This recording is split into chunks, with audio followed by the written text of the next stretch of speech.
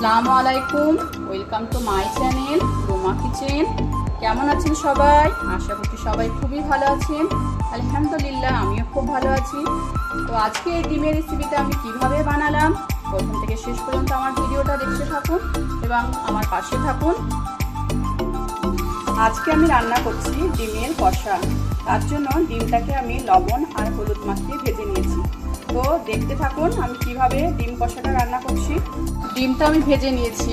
ডিম ভাজা তেলের মধ্যে আমি কিছু ফোড়ন দিয়ে দিয়েছি, গোটা গরম মশলা, তেজপাতা আর শুকনো লঙ্কা। ফোড়নটা আমি একটু নেড়ে নিলাম।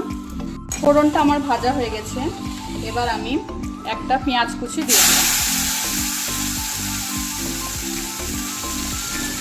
পেঁয়াজটাকে আমি একটু নেড়ে নেব, হালকা ভাজা ভাজা করে নেব। আমি হালকা ভেজে নিয়েছি।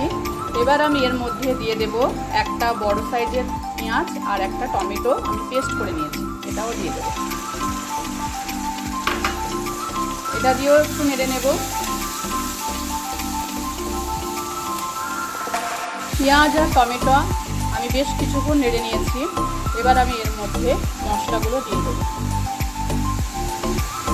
পরিমাণ মতো লবণ দেব, পরিমাণ মতো হলুদ দেব,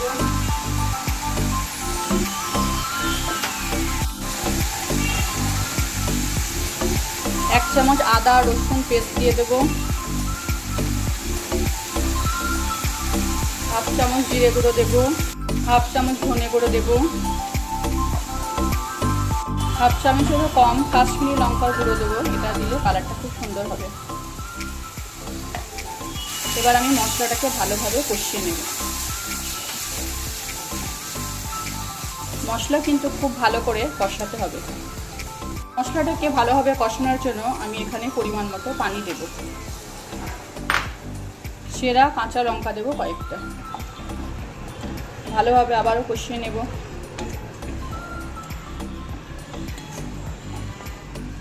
মশলাটাকে কিন্তু আমি খুব ভালোভাবে কষিয়ে নিয়েছি, দেখতেই পাচ্ছেন খুবই সুন্দরভাবে আমার মশলাটা কষানো হয়ে গেছে।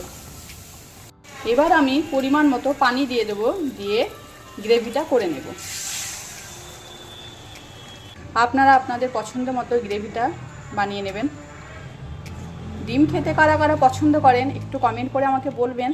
আমার কিন্তু ডিম খেতে খুবই ভালো লাগে। ঝোলটা কিন্তু আমার ফুটে গেছে, দেখতেই পাচ্ছেন।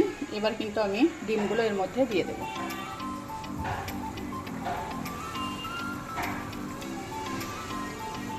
ডিমগুলো দেওয়ার পরে আমি 5 মিনিট ঢাকা দিয়ে রেখে দেব। 5 মিনিট পরে আমি আসি। রান্নাটা প্রায় আমার শেষের দিকে। আমি এবার খুবই অল্প পরিমাণে 2-4 দানা চিনি আমি এর মধ্যে দিয়ে দেব। আপনারা চাইলে নাও দিতে পারেন।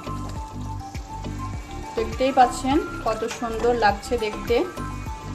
এরকমভাবে আপনারা বাড়িতে অবশ্যই একবার ডিমের কষা বানিয়ে গরম গরম ভাত দিয়ে খাবেন।